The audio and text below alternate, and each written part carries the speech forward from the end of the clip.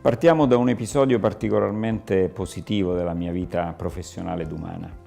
Mi arriva a studio Niki Lauda e mi porta un'idea di business, a mio parere, divertentissima. Dice: io voglio fare un tour operator a livello viaggi aerei e voglio fondare la Lauda Air Italia. Lui aveva già la Lauda Air.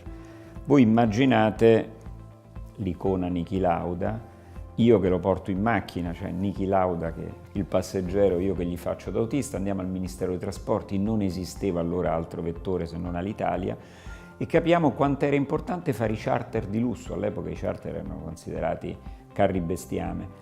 Charter dove Niki Lauda peraltro guidava l'aereo, e quindi lì creiamo questa narrazione straordinaria di questa Lauda Air Italia. Mi dice: tu però mi devi fare da presidente, perché all'epoca l'Austria non era ancora comunità europea, serviva un cittadino europeo o italiano, c'è tanto pochi giorni. Quei pochi giorni sono diventati 7 anni, per 7 anni faccio il presidente della Lauda Air, porto i miei amici a Barbados, a Cuba, ci divertiamo come pazzi e lanciamo quest'idea. Poi purtroppo fallita, perché Niki si convince di concentrarsi sulla Lauda Austria che lui voleva far diventare l'unica aviolinea, se la prende con l'Austrian Airlines e finisce miseramente a fallire e la Lauda Air viene venduta. Però è stata una straordinaria e divertentissima esperienza sia di vita umana che professionale.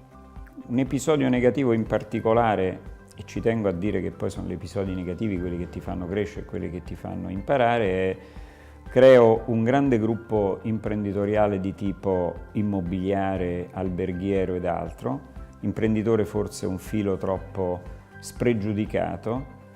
Capisco che lui aveva bisogno di un grosso partner internazionale, troviamo questo partner internazionale, glielo trovo io, tantissimi soldi che venivano offerti, e lui per avidità dice: non mi bastano questi soldi, devi fare in modo di farne arrivare altri.